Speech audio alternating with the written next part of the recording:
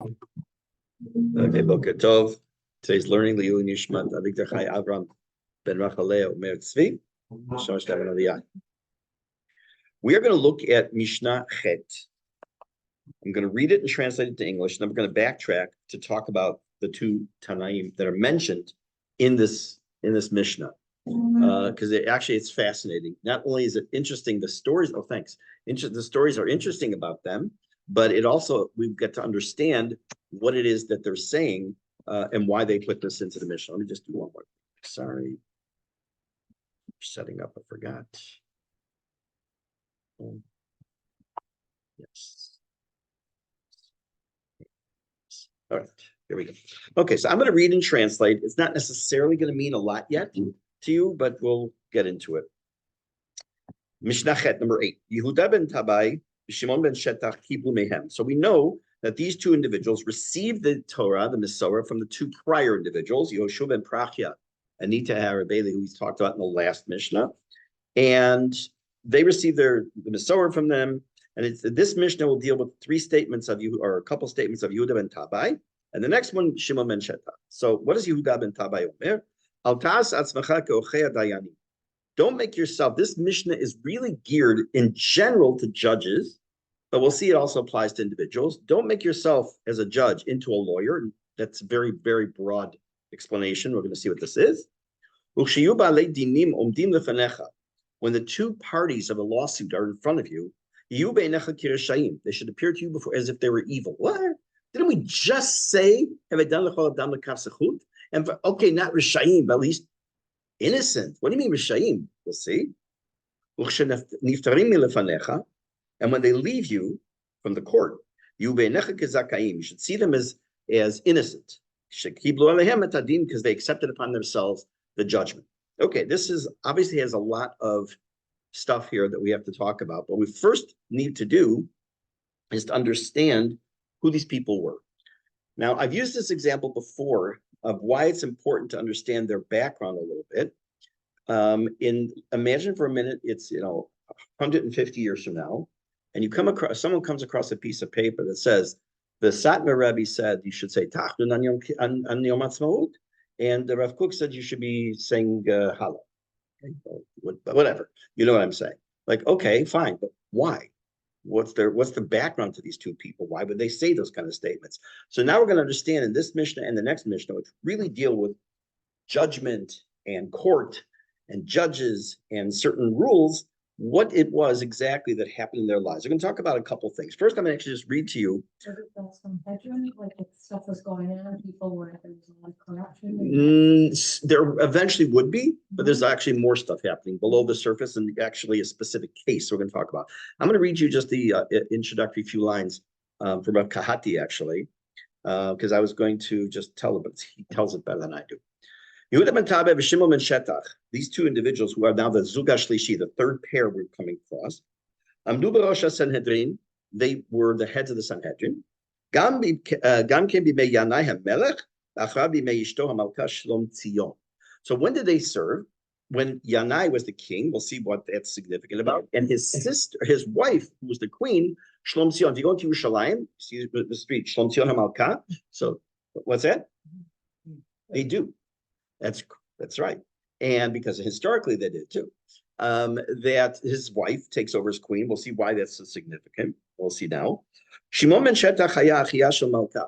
First of all, we have to know Shimon ben Shetach was the brother of the queen. That's going to serve him very well right now. Why? Yeah. What did Yanai do? Killed off a lot of the Chachmei Yisrael. Many of the rabbis were killed off by Yanai. He was a really nice guy. What did she do? She hid her brother. So eventually,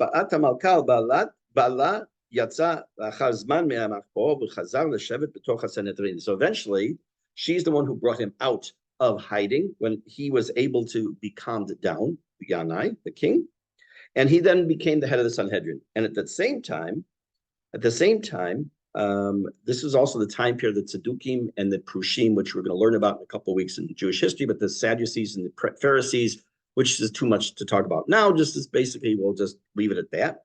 And at the same time, they also sent a message to Yehuda ben Tabai, who had run away to Egypt, to Alexandria. He went into hiding because he didn't want to be killed. I mean, go figure. And both of them eventually come and become leaders of the Sanhedrin, the Nasi and the Av Din. Okay, so that's just a little bit of the teeny bit of background about them. But there's something that informs us a lot more about them, of a couple of things that happened. So there's a story that's told in the Gemara. Let me get up my screen here in a second.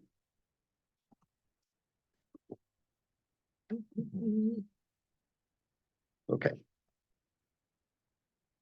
Okay, I'm going to, you need a little background for this. By the way, I don't plan for every person we're going to talk about to give a very long introduction.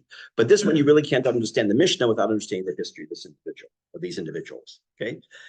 And in order to understand the story, you also have to understand another halacha. There's something called Edim Zomimim.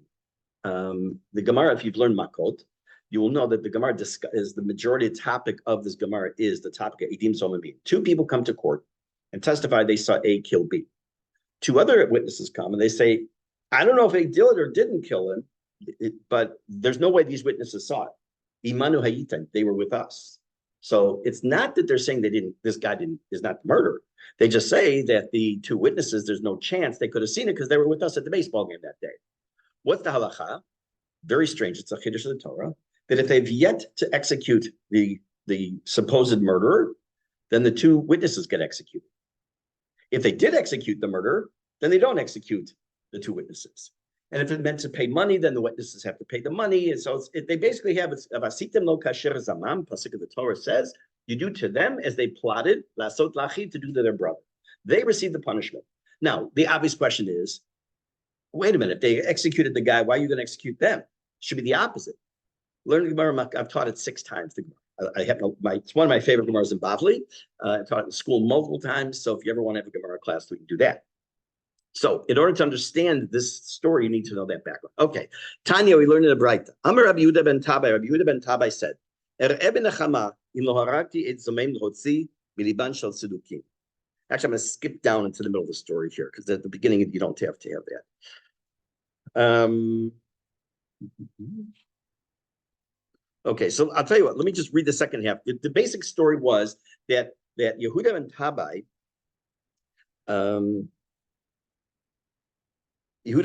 made a decision that was wrong. And as a result, a witness was executed. That's the basic story. I'm not going to know the whole background. And then as a result of that, it says as follows. Miyad kibel alav Rabbi Yehuda ben Tabai, she'enu moreh hora'ah el lifnei Shimon ben Shetach. Yehuda ben Tabai, in a sense, subjugated himself to the Torah and the wisdom of Shimon ben Shetach. He says, but Shimon ben Shetach knows more than me because he's the one who told me what I did was wrong. He proved it to me that I was wrong. And what happened, the rest of the life of Yehuda ben Tabai, this witness that was put to death, he went to the kever all the time, and he laid across the kever in order to beg for forgiveness. And his voice was heard. He was evidently very crying, and he was loud. And people thought, whose voice were they really hearing? The voice of the dead man. Amar, this voice is my voice. Tedu, you'll know you'll know that when he, meaning himself, is dead, you'll no longer hear the voice. So the Gemara goes on and says that, okay, from this point on, of course, that Shimon ben Shetach looked to Yehuda ben Tabai looked to Shimon ben Shetach as his Rebbe. They were peers in their rulings and in their positions, but nevertheless, Yehuda ben Tabai always subjugated himself to the will and psak of Shimon ben Shetach. Okay, first of all, we have to understand, what does that have to do with anything? He made a mistake in judgment. Not just, I made a judgment call, in judgment, because he kind of made a mistake in the way he made a psak in this particular halacha. That was first of all. Meaning he didn't examine the witnesses? It's not that he didn't examine them. The rule is that when you have Eidim Zomim, it's minimum of 2. If you have 3, 4, doesn't make a difference. All of them will get the same punishment if they all conspiring witnesses. There were 2, and only one was found to be an Eid Zomim. The rule is you don't do anything. They can maybe get makot, that's it. But he actually had this guy executed against halacha, and he didn't do his proper due diligence on the second one. He didn't. Okay, so this caused a big problem in the way he looked from that point on to future cases. First, obviously, he was skittish to be a judge anymore. Okay, so let's take a look at. Actually, I'm going to come back to this story about Yehuda ben Tabai and Shimon ben Shetach will come across again. But Shimon ben Shetach we're going to hear about in a few minutes.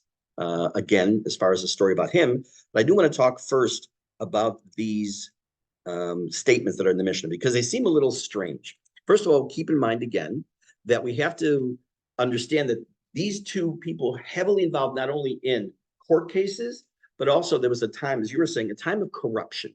There's a time of corruption. Now, we like to think of, as we're not talking about the Kohen Gadol right now, but we like to put the Kohen Gadol, the high priest, on a pedestal. Kohen Gadol, and it's true, until it became a political position.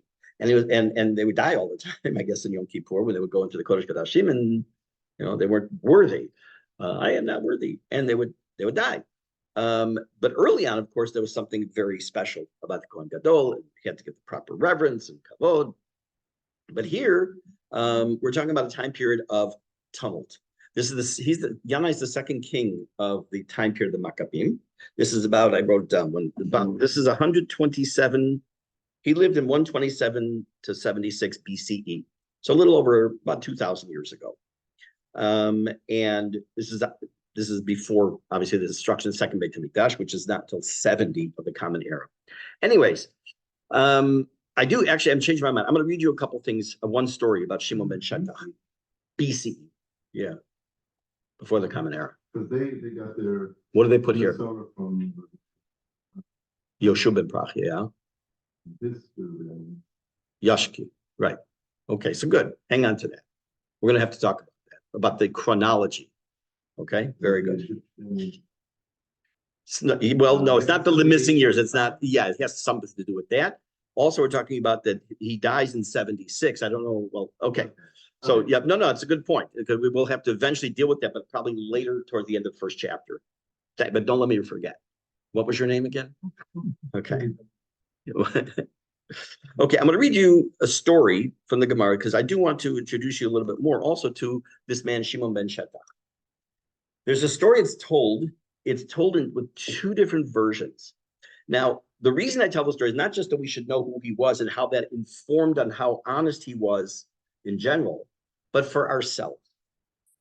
I got a phone call, today's what, Thursday, Tuesday. There's a woman who is a private practitioner of something, and she wanted to know, I guess the army was, or the government was giving certain stipends to wives of men who are in Miluim based on their work, and they get certain extra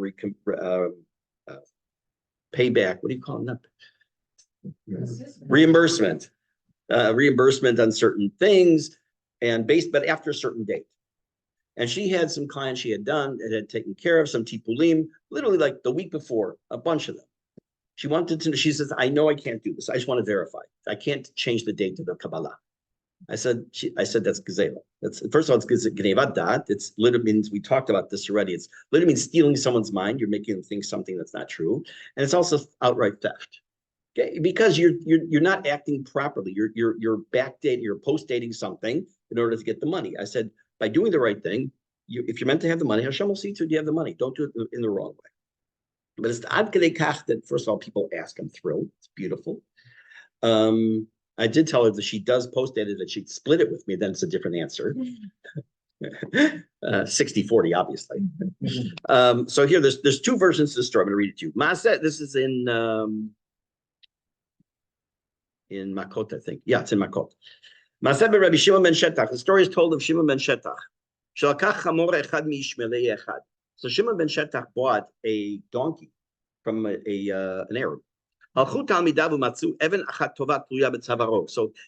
Shetach innocently buys the donkey, brings it home. His students say, Rabbi, something hanging around his neck. There's a precious gem hanging around his neck. Amrula, Rabbi, quotes a pasuk Mishne, hey, God has rewarded you. Rabbi Shimon ben Shetach, chamor lakachti. What are you talking about? I bought a donkey. Even tova lo lakachti. I didn't buy a diamond, or I didn't buy a precious gem. So he went and he returned it to that Arab. So what happens? He says there, it says, so what happened that Arab said? Baruch Hashem Elokei Shimon ben Shetach. It was a tremendous Kiddush Hashem. He said, blessed is the God of Shimon ben Shetach. Okay, Kiddush Hashem, second version, a little different. It says, Havei me'amunato shel basar v'dam, ata yodea emunato shel HaKadosh Baruch Hu, sheneman l'shalem l'Yisrael sachar mitzvot shehem osim. Oh, this is the end of the story. It says, we understand from this that basically, it's Hashem runs the world. If we're supposed to have something, we're going to have it. And we don't need to do it through ill-gotten gains or the wrong way. Second version of the story, Shimon ben Shetach was working, was doing something with flax. So his Talmidim said, Rebbe, hanach le'malachazol, leave this alone. And we'll buy you a donkey, and you're not going to work so hard at whatever it is you're doing. I guess he had to walk a distance. So they went and they bought a donkey from one Arab. Similar, they found on it a stone, a precious stone. Forget about having to schlep to work anymore. You're covered. You just sell this and you make a fortune. Why don't I have to work anymore? We bought you this chamor. And hanging on it was this Eben Yikara. Does the Arab know that it was there? He didn't have a clue. So he said to them, if that's the case, return it to him. So you have to give it back to him. So they said that it's not mine. How can I make use of something like that? So to get into a picture of who these people were, Shimon ben Shetach and Nitai and not Nitai Bailey. Who? My mind is blank. Yeah, Nitai Bailey. No, Yehuda ben Tabai. Okay, let's try that again. Yehuda ben Tabai and Shimon ben Shetach, scrupulous, also admitted their mistakes, which some people have very, very hard time doing. Okay, keep in mind, if he didn't subjugate himself to this other individual, he would be saying that I'm right, you're wrong, even though he was 100% wrong. So it's an important message also to admit when you're wrong, and the sooner the better. That's the good advice. Okay, now let's talk a little bit about these couple of statements. Altas atzmacha ke'orchei hadayani says, and translated as, don't make yourselves out like lawyers as judges. What does it say? I'm curious in your English. What does it say? What's the English say Do for not that? act as a lawyer when the litigants stand before you, consider them both as guilty. Okay, the first part though is don't act as litigants, right? When the parties, no, it's a comma after that. Don't act as lawyers. Serving as a judge, do not act as a lawyer. Okay, when serving as a judge, not as a lawyer. Okay, so translate like I translate. Okay, Mine says, do not conduct yourself like the councils. good. Okay, so now we have to understand what this means. First, we have to understand there's going to be two approaches. One is the way the word orchei dayanim is spelled with an ayin, like a modern day lawyer, orech din, or achatei din. And the other way we're going to come to is with an aleph. It has a different meaning. Okay, so right now the approach is don't act like a lawyer when you're a judge. Okay, what does that mean? So the simplistic level means that let's say I'm the judge, and you're the lawyer. You're the witnesses. There really aren't just by just historical fact. We're used to a courtroom and lawyers and to'anim, people who help really in this time, all that happened was they'd call witnesses in. They'd talk to the witnesses. Each side would say their case, and then there'd be witnesses. There wouldn't be that they have a lawyer for somebody. It didn't really happen. Okay, so now the witnesses are there. The two parties are there, and I'm the judge. Now I cannot say to either side, by the way, if you said this, it would help your case. Don't stop right there. Don't say that, because you say that, I have to take into consideration. It's not a good idea. You're insinuating yourself into the case as the lawyer. Can't do that as the judge. That's the simplest form of understanding of this means. I think it's like in lower court. Mhm. They do that in those cases because there's a problem with mistrial. They're worried about appeals and all. So, but I don't. Traffic court, yeah. So you've heard. Actually, I'm going to tell you a story about this in a minute. It's going to be when I was actually sitting on a jury. I'll come to it in a minute. So One is you can't guide them.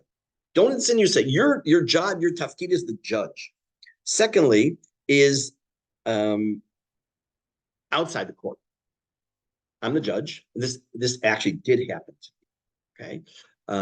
I had the zechut many times of serving on a Beit Din in Chicago, along with Rabbi Daido Schwartzatzal.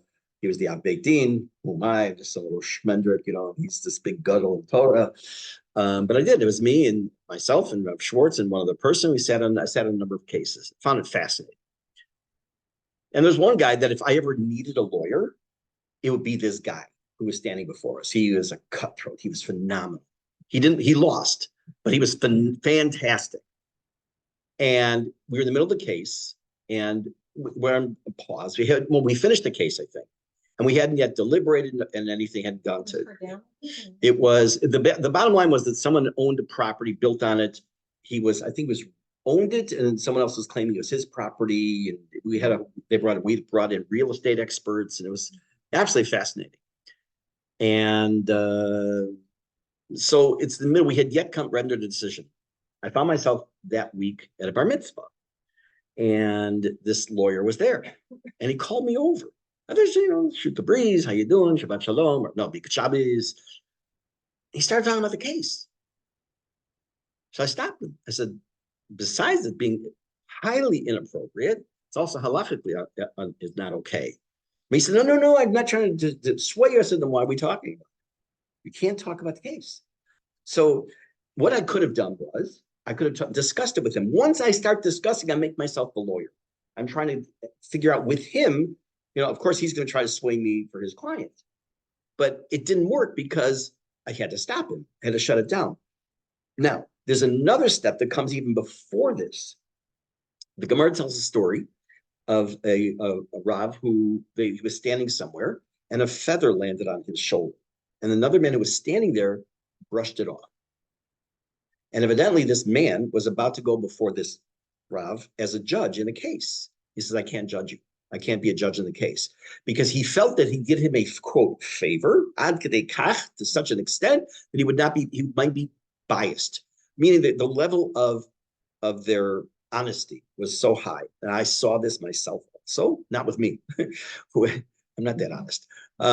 With Rav Schwartz, his first Shabbat in Chicago, someone brought him, it was a bakery, brought him challah for the first Shabbat, one of the local bakeries. He said, I can't accept it. They couldn't understand why. He says, because if there's ever a case about your bakery that comes before me, I'm biased already because you just did me a favor. So that's talking about having scruples, moral scruples, and understanding halacha. Now, is every single judge going to be that level? I don't think so. Matter of fact, I know for a fact that's not the case. But here we're saying in this case, number one, don't involve yourself within the proceedings as a lawyer. Outside the courtroom, don't involve yourselves as the lawyer. In addition to that, discussing even with the balei dinim, the two parties. I'm not talking about the lawyers now.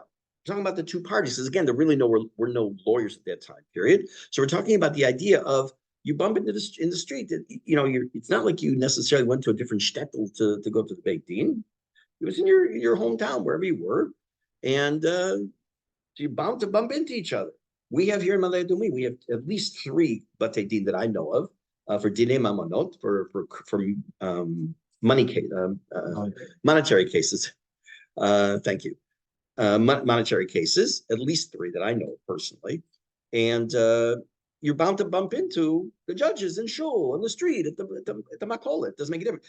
Case can never, ever discuss the case. It's not just because he might be swayed, but it's going against the Mishne. You cannot be an orchei din. You can't be involved in it because what if he starts saying, listen, I heard your case. It's flimsy. If you just add this little point, it may be a little bit different. Now, is he trying to sway it? No, maybe he's trying to be a nice guy. So maybe the guy, the plaintiff or the defendant didn't have the idea, so he's helping. Can't do that. Another possibility. And this will be proved with a change in the word in this mission, or a letter. You cannot pressure somebody to come before you as the judge. Let's say a city like our community, as I said, we have three courts at least. So let's say I'll use Rav Varhafta because he's a public figure. that he has one of the Batei Din here in Avot, and so he knows of a case. Let's say he knows that I say that Marco would be 10,000 shekel, and that this scoundrel hasn't paid me, and I've been very public about it because I don't care about lashon hara. I do. Imagine just taking that out of context, a little snippet. I don't care about lashon hara. It's great, thanks.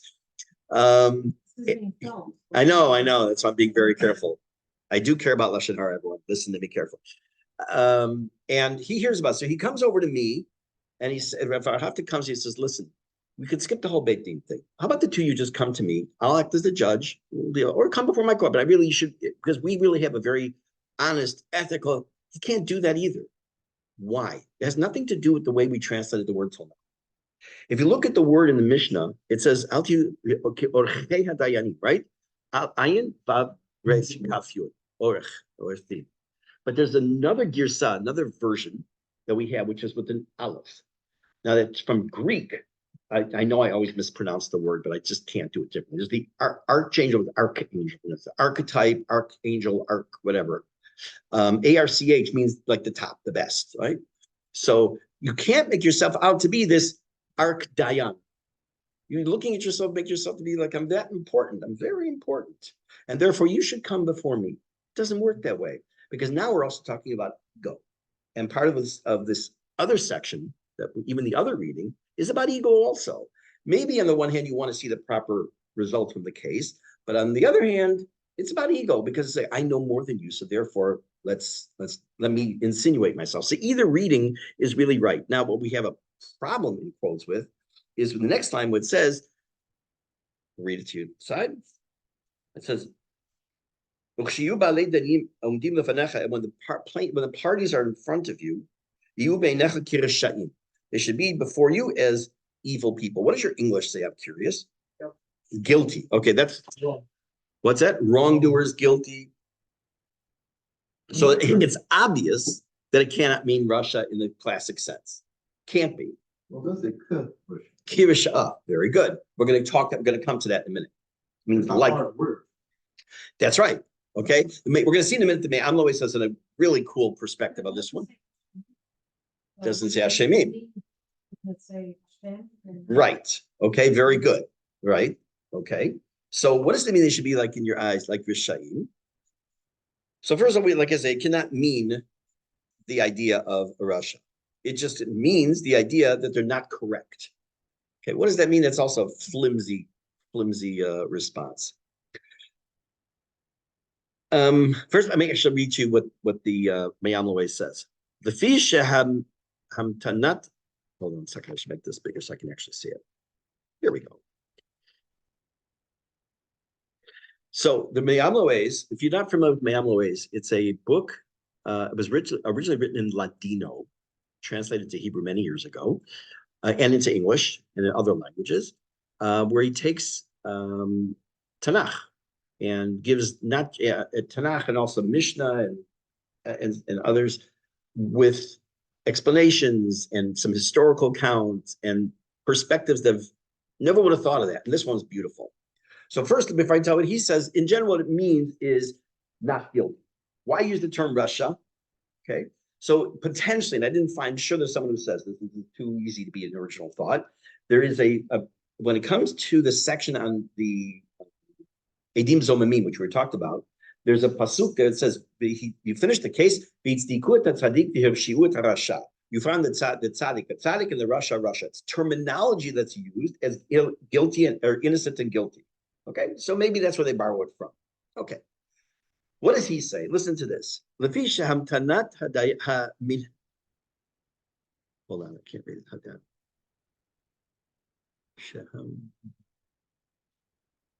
Okay, that the actions, it means the action of the dayan shelo yistakel bifnei echad mibalei hadinim.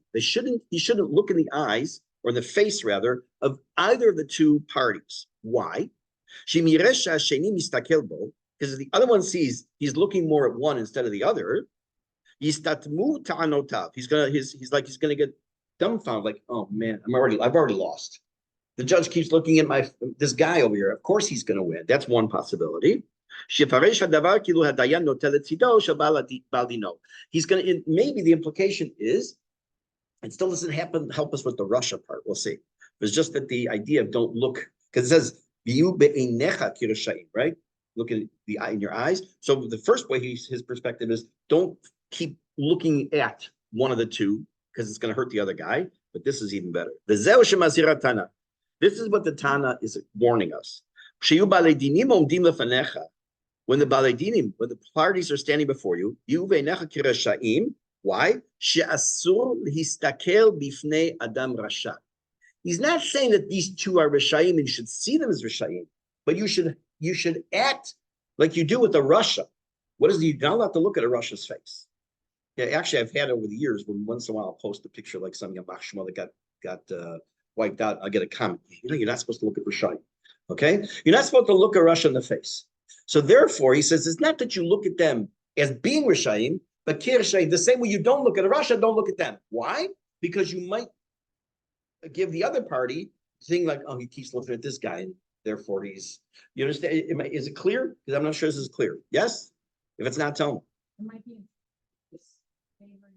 That's yes, it is, and therefore act with both of them like you would to Russia. Don't look in their face. That's what it means. Okay. Next. Kind of convoluted. Okay, let me just make a note here. Mark thinks too. Okay, Mr. Amloes. Mark thinks it's convoluted. Okay, I'm on that. I'm gonna send him a message now. What was it? He didn't. Like avert your eyes. Right. It is. It is avert your eyes. People listen. Things that go. Correct. Okay. It has something else. It's about something else also. Though. This has to do with, in general, this concept of bias. Bias, when a person is a juror, let's talk modern times. So there's no concept, by the way, there's no such thing as a jury trial in Israel. You know that? It's only by a judge. And why there's 12 jurors has to do with actually 12 shvatim. It goes back to British common law and all kinds of interesting stuff. Anyways, jurors are told, actually, they don't have to leave their life experience at the door. They're allowed to use their life experience. They can't bring bias in. When I was polled as a juror, not polled, when I was being interviewed, when they did the Vardir, and they're interviewing all the potential jurors, one of the questions that was asked is, would you judge a person based on their accent? No. I said, unless they're from the South. By the way, parenthetically, there's actually proven bias to people live in the northern part of the United States. You talk to someone from the South with a heavy Southern accent, you think they're stupid. You talk slower. And Mark's like, oh, duh. Yeah. No, but I found myself guilty of that, actually. Because in my prior life, when I worked in business world, I was on the phone a lot. I had a lot of phone work. And there very often I was talking about Atlanta and Dallas and all. And I hear the Southern accent, and I found myself slowing down in my speech, right? I was like, sorry, it's in there. So anyways, I was asked, because it turned out that the defendant or the plaintiff, I forgot which one it was Southern, actually. And a Southern Baptist. He made it very clear that he was a very much of a believer, and looked like they just picked him and took him out of central casting from some wino off the street. But in any case, as I said, you can't bring your bias in. Now, how does that apply to us? Okay, most of us are not anymore sitting on jury. Because we bring our bias into other things. Story. And this is one of probably 50 million you could hear, or of your own that you know. The world of shidduchim is very difficult for a lot of people. There is a widespread problem now of young ladies who are no longer that young anymore, in their lower to mid 30s already.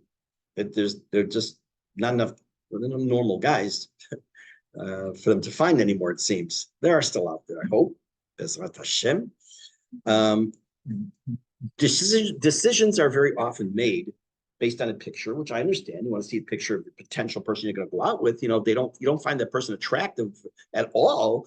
Like, why would you want to go out with the person? Okay. But there are other decisions that are made based on something not anything to do with the way they look. With no names, obviously. There was someone who I had read about information on. You okay over there? There you go. Thank you.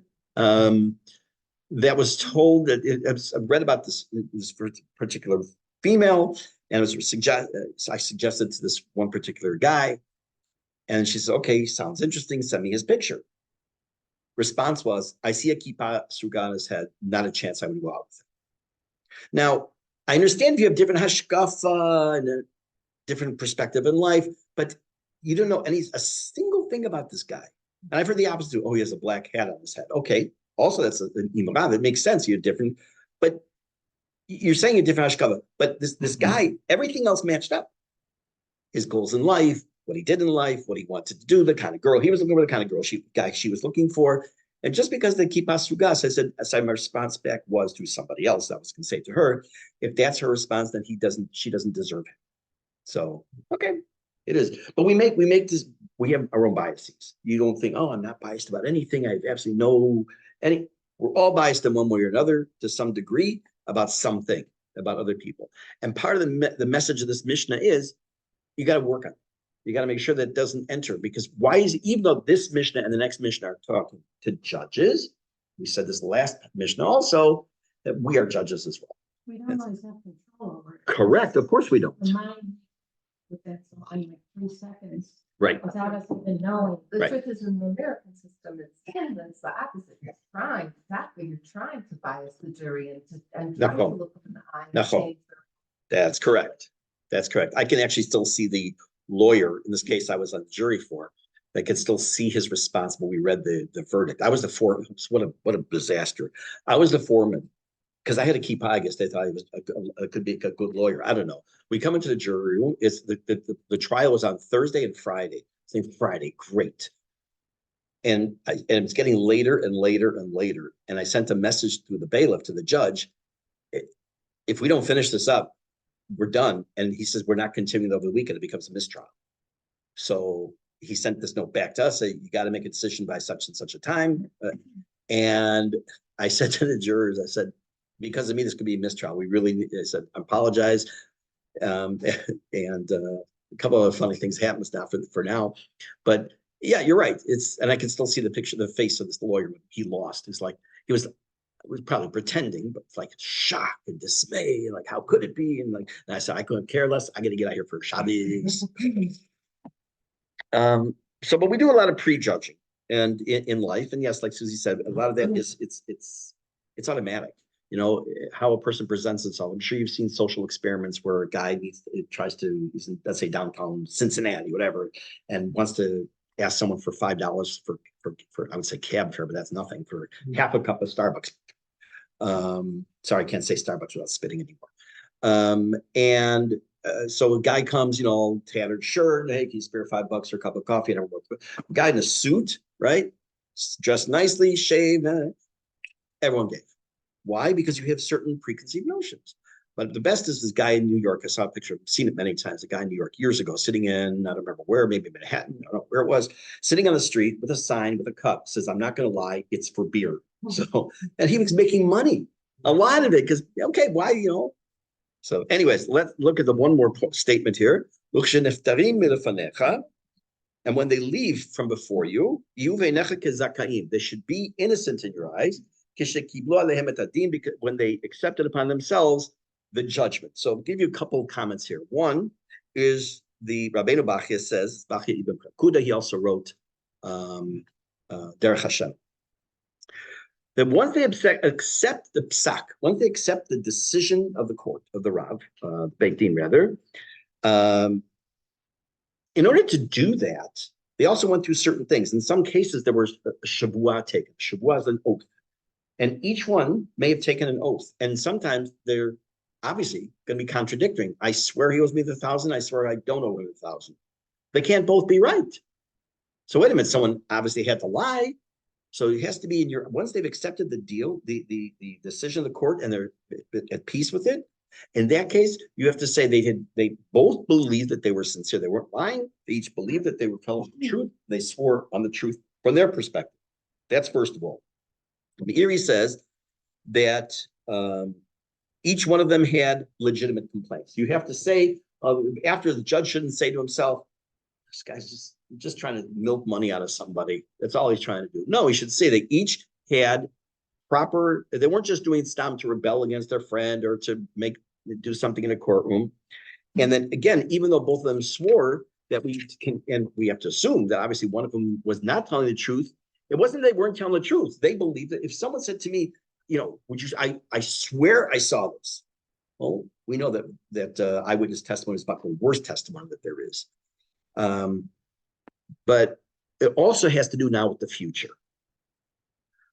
What happened? These two people came before you. When they came before you, again, let's just use the term like there's no. Now, what does it mean, Zakaim? One of the other interpretations of Rishayim, which I didn't mention because now I'm going to mention it now, is that you should never entertain the idea in your mind, there's no way this guy did that. They can present their case. There's no way you're going to convince me that he did that. He's such a good guy. So Rishayim also means you have to allow your mind to believe that this could have happened. You have to be open-minded. But now when the case is over, just like I thought, obviously, there's no way, and it's from this point, even by the way, they found him guilty and he did do it. From this point on, once again, you have to say to yourself, there's no way in the future, he could ever do this again. Okay.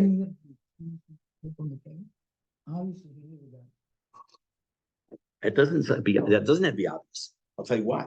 Well, you're saying that he knows. No, it is. Okay, let me change the way I'm saying it.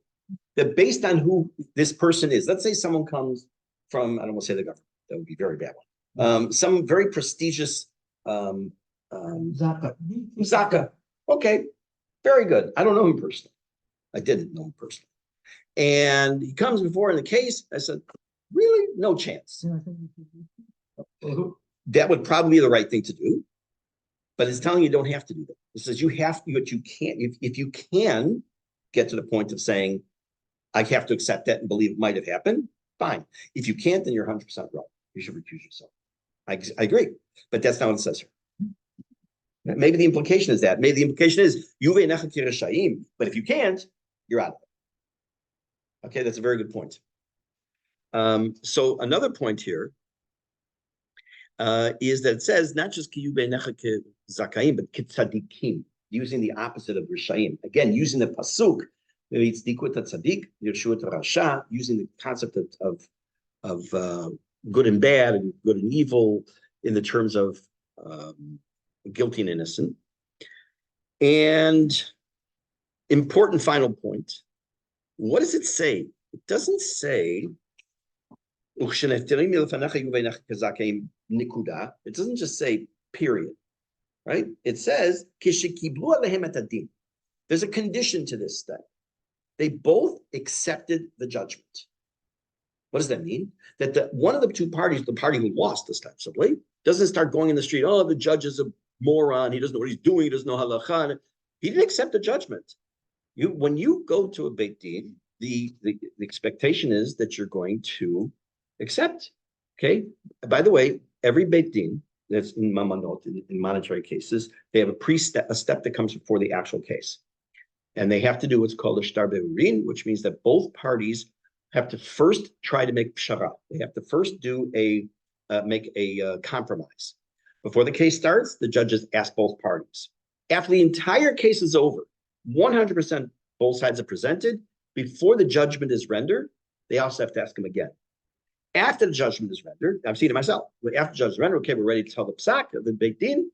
Once again, they're asked, do you want to make pshara? Because pshara, making a compromise, is preferable in halacha to coming up with the actual psak. It's preferable. There's a whole bunch of reasons for that. Okay, next week, Bezrat Hashem, we'll talk about the second half of this, because it's connected, of Shimon ben Shetach, also having to do with investigations of witnesses and what we would call modern times cross-examination and what we do and to what extent and why. In the meantime, have a great day, everybody. Thank Thank you so much.